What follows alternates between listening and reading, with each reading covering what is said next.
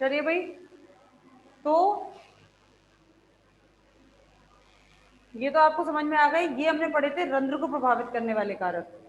इसमें किसी को कोई डाउट है किसी भी कारक में? नहीं, सबको समझ आ गया? रंध्र को प्रभावित करने वाले कारक। अब हम बात करते हैं वाष्पोत्सर्जन को प्रभावित करने वाले कारक।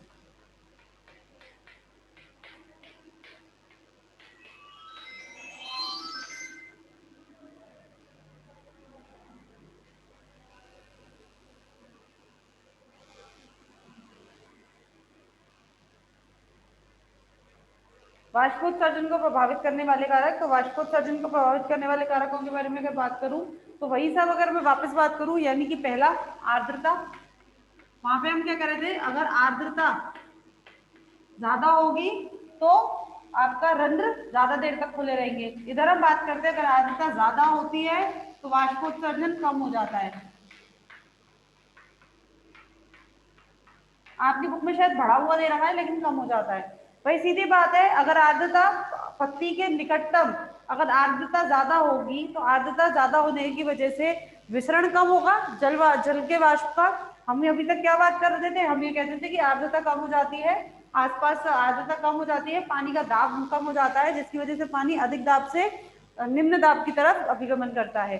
ठीक है, लेकिन अगर आर्द्रता मौजूद है जल वाष्प में, अगर उसमें आर्द्रता मौजूद है तो पानी का अभिगमन नहीं होगा। ठीक है, तो हम इसे कह रहे हैं कि आर्द्रता अधिक होने पर वाष्पोत्सर्जन क्या हो जाता है, कम हो जाता है। ठीक है, दूसरा अगर मैं हवा बात करूं, इसमें हवा, विंड। ठीक है, तो ऐसी स्थिति में क्या होगा, हवा की स्थिति में, विंड की स्थिति में, तो इसमें क्या होता है, इसमें क्या होगा कि हम कह रहे हैं कि ये पत्ती रंध्र, ठीक है, इस रंध्र के चारों ओर क्या होती है, जल वाष्प की वजह से, जल वाष्प की वजह से इन रंध्रों के चारों ओर पानी की एक परत बन जाती है, जल वाष्प की एक परत बन जाती है। लेकिन हवा चलने की वजह से, हवा चलने की वजह से ये परत क्या हो जाएगी, हट जाएगी, यानी कि फिर से रंध्रों के चारों तरफ क्या आ जाएगी, शुष्क वायु। अभी यहाँ पर कैसी है, ये आर्द्र वायु, कैसी है, आर्द्र वायु, किसके, रंध्रों के चारों तरफ, किसकी वजह से, वाष्पोत्सर्जन की वजह से। तो इसको क्या बोल रहे हैं, आर्द्र वायु है, लेकिन इसमें क्या हो जाती है, इसके हटने की वजह से इसके चारों तरफ कैसी आ जाती है, शुष्क वायु। ठीक है, इसके चारों तरफ वायु कैसी आ जाती है बच्चों, शुष्क वायु आ जाती है। तो शुष्क वायु होने की वजह से, तो इसकी वजह से शुष्क वायु होगी तो वाष्पोत्सर्जन क्या होगा, विसरण की वजह से वाष्प हवा जल वाष्प बाहर आएगा, यानी कि वाष्पोत्सर्जन बढ़ जाता है, और इस स्थिति में वाष्पोत्सर्जन कम रहता है। इसलिए मैंने आपको आर्द्रता के साथ समझाया इसको। ठीक है, तो हवा ज्यादा होती है तो वाष्पोत्सर्जन की क्रिया बढ़ जाती है।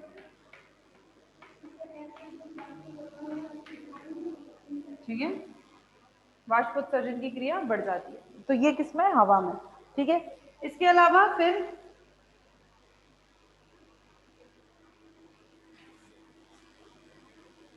इसके अलावा इसका अगला और क्या कारक है, इसके बाद तापमान। तो तापमान तो मैं बात कर चुकी हूँ आपसे। तापमान की बात हम अभी आपको रंध्रों में बात कर चुकी हूँ। मैंने आपको बताया कि अधिक तापमान होने पर क्या रहता है, वाष्पोत्सर्जन अधिक होता है, और रंध्रों में मैंने बताया था, और वाष्पोत्सर्जन अधिक हो जाने की वजह से स्थिति कौन सी आ जाती है, विल्टिंग की आ जाती है, म्लानी की आ जाती है। लेकिन ये अस्थायी भी हो सकती है और स्थायी भी हो सकती है, डिपेंड करता है कि अगर कुछ टाइम के बाद, यानी कि विल्टिंग हो जाएगी तो कुछ टाइम के बाद अगर जल की आपूर्ति पादप को पूरी हो जाती है तो ये विल्टिंग कैसी होती है, अस्थायी, यानी कि टेम्परेरी होती है। लेकिन अगर जल की आपूर्ति पूरी ना हो और काफी देर तक पादप कैसी स्थिति में रहे, आपका विल्टिंग स्थिति में रहे, या उसमें जल की आपूर्ति पूरी नहीं हो रही है, तो फिर ये स्थिति, ये जो है, ये कैसा हो जाता है, परमानेंट हो जाता है, और इसको फिर दोबारा से सही नहीं किया जा सकता, चाहे आप बाद में फिर कितना भी पानी दे पादप को। ठीक, अच्छा, इसके बाद प्रकाश। तो प्रकाश का भी बात हम रंध्र में कर चुके हैं, वही चीज है, अधिक प्रकाश होने पर वाष्पोत्सर्जन बढ़ जाता है। इसकी दो स्थिति होती है, पहला तो क्योंकि प्रकाश की वजह से, प्रकाश ज्यादा हो जाने की वजह से, प्रकाश अगर ज्यादा होता है तो रंध्र खुले रहते हैं, ये बात हमने आपको उसमें बात करी है। तो एक तो रंध्र खुलना वाष्पोत्सर्जन को बढ़ाता है, दूसरा अगर अधिक प्रकाश अधिक हो जाता है तो प्रकाश किसमें बदल जाता है, ऊर्जा में बदल जाता है, बदल जाता है कि नहीं बदल जाता है, कौन सी ऊर्जा में, ये जो तापमान की बात कर रहे थे हम, तापमान में बदल जाता है। तो मैं ये कहती हूँ कि किस में बदल जाता है, तापमान ऊर्जा या हीट एनर्जी में, ठीक है, ये बदल जाता है। तो ये भी क्या करता है, वाष्पोत्सर्जन को बढ़ाता है। तो प्रकाश के समय रंध्र खुले रहते हैं, एक तो ये फैक्टर है, एक तो ये कारण है वाष्पोत्सर्जन, प्रकाश में वाष्पोत्सर्जन का बढ़ने का। और दूसरा कारण क्या है कि अधिक प्रकाश में किसमें कन्वर्ट हो जाता है, किसमें बदल जाता है, हीट एनर्जी में। और हीट एनर्जी यानी कि ज्यादा तापमान होने की वजह से भी हम कह रहे हैं वाष्पोत्सर्जन बढ़ जाता है। तो आप दोनों चीज समझ में आ गई, प्रकाश और तापमान आपको, ठीक है। आर्द्रता समझ में आ गई कि अगर आर्द्र होगा तो क्या होगा, और वायु आपको समझ में आ गई, ठीक है। इसके अलावा ये तो होते हैं बाह्य कारक, बाहर के कारक, यानी कि बाहर के तरीके से, बाह्य कारकों से कैसे वाष्पोत्सर्जन इफेक्ट होता है। इसके बाद हम बात करते हैं किसकी, आपके आंतरिक कारकों की। किसकी बात करते हैं, आंतरिक कारकों की।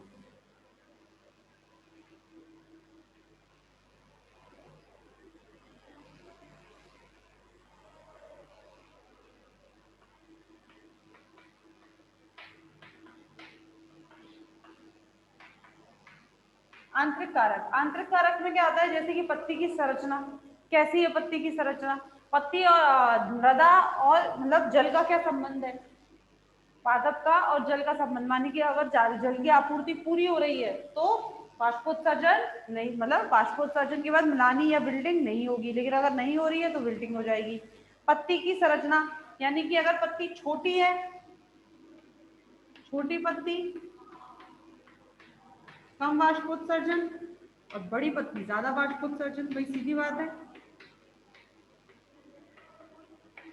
ठीक है। तो हमने देखा है ना जीरोफाइट्स, जीरोफाइट्स कौन कौन से पादप होते हैं, जो रेगिस्तानी इलाकों में उगते हैं उनको हम जीरोफाइट्स कहते हैं। तो आपने देखा है वो उनमें होता है ना, पाया जाता है कि उनके जो पत्तियां हैं वो किस में बदल जाती है, कांटों में बदल जाती हैं।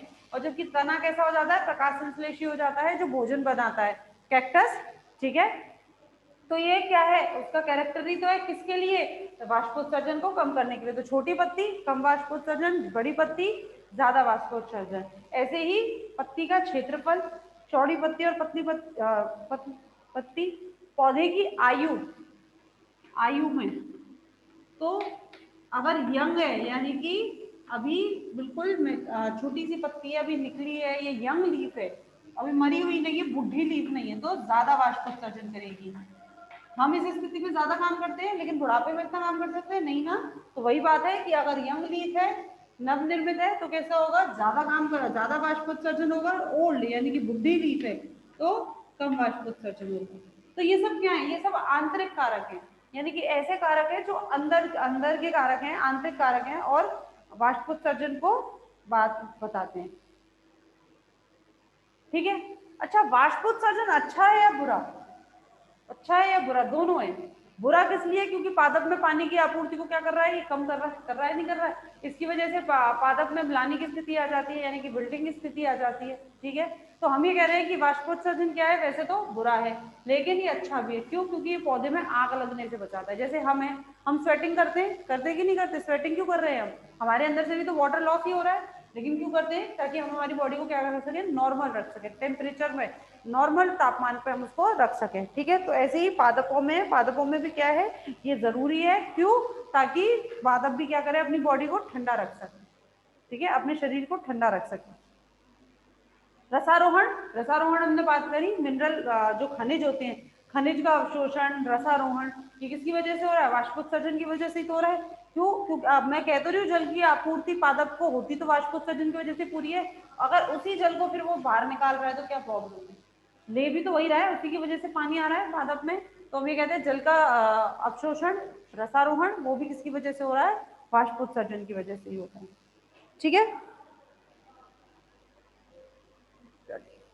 तो आपका यहाँ पर गटेशन की तो बात मैंने आपसे पहले कर ली, हाइड्रोथोड्स और गटेशन की बात हम पहले कर चुके हैं। तो यहाँ पर आपका ये चैप्टर कंप्लीट हो गया। इसके अलावा आपके कुछ प्रैक्टिकल्स दे रखे हैं, वो तो प्रैक्टिकल जब हम करते हैं तभी उसको पढ़ाया जाएगा, ठीक है। तो यहाँ तक आपका चैप्टर कंप्लीट हो चुका है, ये वाला, जिसमें हमने इतनी सारी चीजें पढ़ी, विसरण, परासरण, जीव द्रव्य संकुचन, ठीक है, अंतःशोषण, और आपके ये वाष्पोत्सर्जन क्या कैसे होता है, रसारोहण, रंध्र, रंध्र की गति, गटेशन, ये कौन कौन से कारक कैसे कैसे उसको प्रभावित करते हैं, ये सारी चीजें। तो बेसिकली हमने किसकी बात कर ली है, पूरे एक कॉमन फैक्टर्स की हमने बात कर ली है, कॉमन चीजों की हमने बात कर ली है, जो हम थोड़ा बहुत 12th में पढ़ के आए हैं, लेकिन उनके बाद डिटेल में हमने यहाँ पढ़ा है। ठीक है, चलिए, किसी को कोई डाउट है तो पूछिए। कोई डाउट है?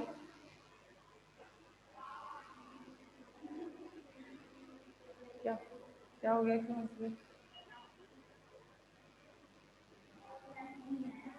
किसी को कोई डाउट नहीं है भाई, हाँ ना में तो जवाब दे दिया करो बच्चों, कम से कम मुझे ये तो पता चले, फिर मैं आपसे पूछना बंद करूँ डाउट है नहीं, बार बार मैं एक ही चीज पूछ रही हूँ डाउट है या नहीं। तो हाँ या ना में जवाब दे दिया करो, नहीं है तो नो लिख दो। एक बच्चा भी, दो बच्चे भी लिख देंगे तो समझ आ जाता है कि हाँ चलो हो गया, बच्चों को समझ आ गया। ठीक है, इसके बाद जो आपका अगला चैप्टर है वो खनिज है, खनिज का। ठीक है, सबसे पहले तो हम खनिजों के बारे में बात करेंगे कि खनिज क्या होते हैं। ठीक है, उसके बाद फिर आपका दो चैप्टर है खनिज के ऊपर, एक तो खनिज के बारे में बात करेंगे खनिज होते क्या है, कौन कौन से खनिज पादपों को जरूरी है। ठीक है, मैक्रो न्यूट्रिएंट और माइक्रो न्यूट्रिएंट जो हम कहते हैं। और इसके अलावा, अगर इसके अलावा हम बात करेंगे कि खनिज की आपूर्ति कैसे होती है, खनिज का अवशोषण कैसे होता है, तो ये सारी बात करेंगे। तो ये चैप्टर आपका यहाँ खत्म हो गया, अगर आप लोगों को समझ आ गया, नहीं लिख रहे हो वो आपकी मर्जी है। हम बात करते हैं आपसे, अब बात करते हैं खनिज की। शुरू करें चैप्टर।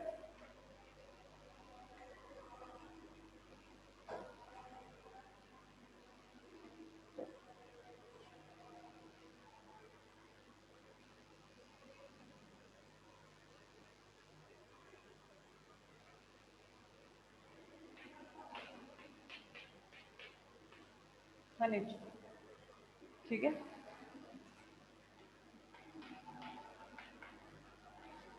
खनिज पोषण की बात हम कर रहे हैं। तो खनिज पोषण, खनिज दो प्रकार के हो सकते हैं, एक हो सकता है बृहद खनिज और एक होते हैं सूक्ष्म खनिज।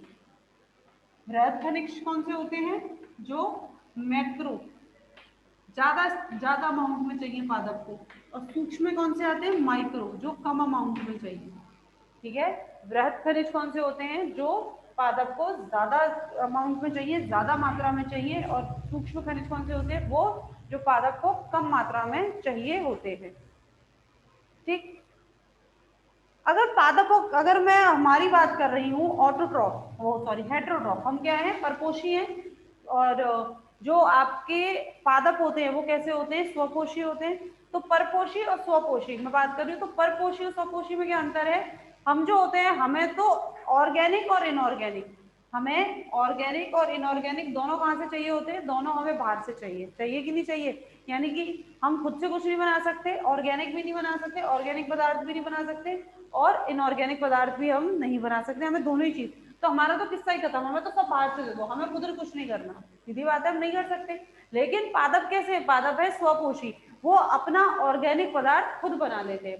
पादप कैसे हैं, स्वपोषी हैं, और वो अपना ऑर्गेनिक पदार्थ खुद बना लेते हैं। तो इस वजह से उस ऑर्गेनिक पदार्थ को पूरा करने के लिए उनको किसकी जरूरत पड़ती है, इनऑर्गेनिक पदार्थों की। ठीक है, उस ऑर्गेनिक क्वांटिटी को, ऑर्गेनिक मात्रा को, ऑर्गेनिक चीजों को बनाने के लिए जो जरूरत होती है, इनऑर्गेनिक मटेरियल की, इनऑर्गेनिक सामानों की जो जरूरत होती है, फिर वो किसको, पादप को बाहर से चाहिए होते हैं। ऑर्गेनिक और इनऑर्गेनिक तो समझ आ रहा है ना बच्चों, ये भी समझ नहीं आ रहा है, ये तो आ ही रहा होगा, केमिस्ट्री पढ़ रहे हो सारे के सारे को। ठीक है, अच्छा, तो ये इनऑर्गेनिक मटेरियल कहाँ से यूज आता है, ये इनऑर्गेनिक मटेरियल कहाँ से आ रहा है, ये आ रहा है अर्थ से, यानी कि धरती से। और कहाँ से आएगा, धरती से ही आएगा, धरती में मौजूद है ये। तो हम ये कह देते हैं कि पादप माइनर्स है। माइनर्स कौन होते हैं, जो खुदाई करते हैं, हमने देखा है खुदाई करते हैं, जो जैसे कोयले की खदान होती हैं, ये सारी खदानें होती हैं, तो इन सब खदानों में जो काम करते हैं, यानी कि जो जो इन मिनरल्स को निकालते हैं, उनको माइनर्स कहते हैं। तो पादप क्या है, इन मिनरल्स को, इन खनिजों को धरती से निकाल रहे हैं, उन्हीं से निकाल के तो अवशोषित कर रहे हैं। तो हम ये कह देते हैं कि पादप क्या होते हैं, माइनर्स होते हैं। ठीक, इसके अलावा अगर अब बात करूं इसको स्टडी की, तो आपको कुछ सिद्धांत दिए हुए हैं, यानी कि जैसे भस्म सिद्धांत दिया हुआ है, ठीक, उसके बाद बालू का सिद्धांत दिया हुआ है। तो कई सारे सिद्धांत आपको दिए गए हैं जिसमें हमें बात करनी है एक एक करके सभी सिद्धांतों। टाइम है, ठीक है। कितना हो गया?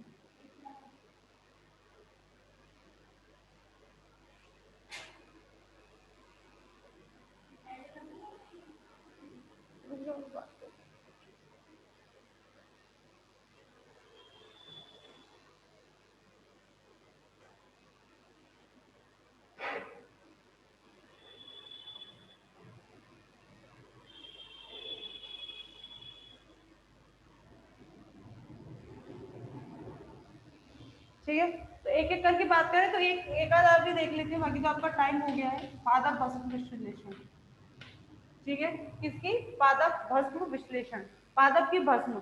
इसमें क्या किया गया, क्या तरीका है वो बता देती हूँ मैं आपको। पादप है, ठीक, इसको क्या किया है आपने,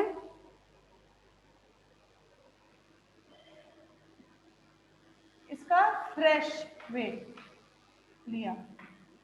फ्रेश वेट मतलब पूरा पादप है उसको आपने निकाला, पौधा लिया है मैंने, एक पौधा है, पौधे को मैंने निकाला। निकालने के बाद मैंने क्या किया, उसको पानी सारा मतलब पानी सुखाया नहीं है, केवल कुछ टाइम के लिए उसको क्या किया, एक थोड़े घंटों के लिए उसको रखा और उसके बाद उसका वेट कर लिया, यानी कि पानी के संग उसका मैंने क्या कर लिया, वेट कर लिया, वो हो जाता है उसका फ्रेश वेट। अब मैंने क्या किया, इसको ड्राई कर दिया, सुखा दिया, बाहर धूप में रख दिया। तो यानी कि पानी क्या होगा, उसका सारा एवापोरेट हो गया, पानी क्या हो गया, एवापोरेट, सारा बाहर चला गया, वातावरण में चला गया कि नहीं चला गया। तो ऐसी स्थिति में अब मैंने उसका वेट लिया तो वो क्या हो गया, उसका ड्राई वेट, क्या हो गया, ड्राई वेट हुआ कि नहीं हुआ, उसका ड्राई वेट हुआ।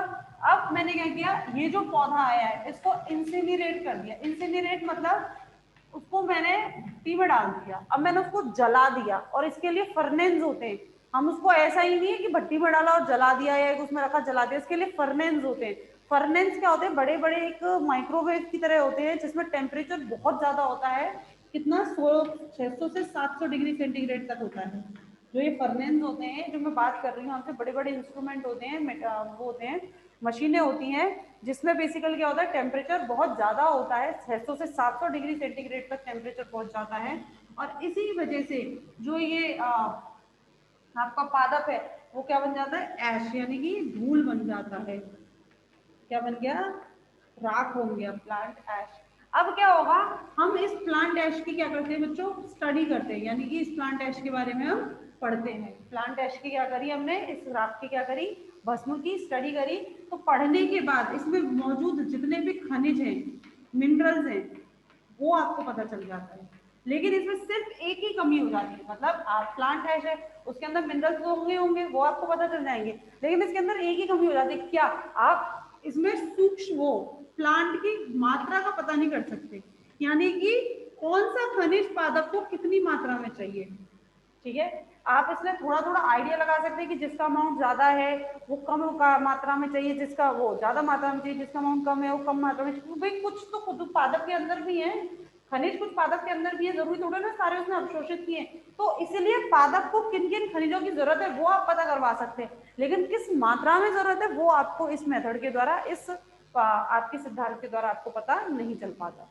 तो ये सिद्धांत हमने आया पादप भस्म सिद्धांत, इसके अंदर क्या किया हमने, एक पादप लिया, एक पौधा लिया, उसका फ्रेश वेट लिया। फ्रेश वेट यानी कि उसका क्या वजन है पूरा पानी समेत, अभी हमने उसको सुखाया नहीं है, हमने उसको लिया लेके उसका वजन कर लिया, तो उससे क्या आ गया उसका फ्रेश वेट। अब मैंने क्या कर दिया, इसको सुखा दिया, पादप को सुखा दिया, उसके बाद सुखाने से उसका पानी क्या हो गया, एवापोरेट, वाष्पीकृत हो गया। अब मैंने क्या किया, उसका दोबारा मैंने उसका वेट किया है, तो वो वेट क्या कहलाता है, उसका ड्राई वेट, सूखा वजन, ठीक है, ड्राई वेट। अब मैंने क्या किया, ड्राई वेट लेने के बाद उसको इंसिनरेट, इंसिनरेट मतलब उसको जला दिया, और जलाया कैसे, ऐसे ही नहीं जलाया उसको हमने बेसिकली फर्नेंस में, फर्नेंस क्या होती है, मशीनें होती हैं, ओवन जैसी मशीनें होती हैं, भट्टी जैसी मशीनें होती हैं, जिनमें टेम्परेचर बहुत ज्यादा चला जाता है, 600 से 700 डिग्री सेंटीग्रेड पे वो टेम्परेचर होता है। तो उन मशीनों में मैंने क्या कर दिया, उसको डाल दिया, डालने की वजह से पादप किस में बदल गया, राख में बदल गया, प्लांट ऐश। और अब इस प्लांट एश की जब मैंने स्टडी करी, जब इसके बारे में पढ़ा, तो मुझे इनके बारे में, किसके बारे में पता चल गया, खनिजों के बारे में, कि पादप को किन किन खनिजों की आवश्यकता है। बस इसमें हमें क्या नहीं पता चलता, मात्रा, कि कौन सा खनिज पादप को किस मात्रा में चाहिए होता है। आगे बात समझ में सबको, कोई डाउट है? नहीं, बहुत बढ़िया। तो बाकी का जितना भी है आपका वो हम कल करेंगे, यानी कि आगे है बालू रेत मिट्टी का सिद्धांत है और बालूशाही सिद्धांत है। तो पहला चैप्टर आपका कंप्लीट हो गया है। पहला चैप्टर आप पूरा पढ़ लीजिए बच्चों, जो भी डाउट है उसके बारे में हम कल बात कर लेंगे।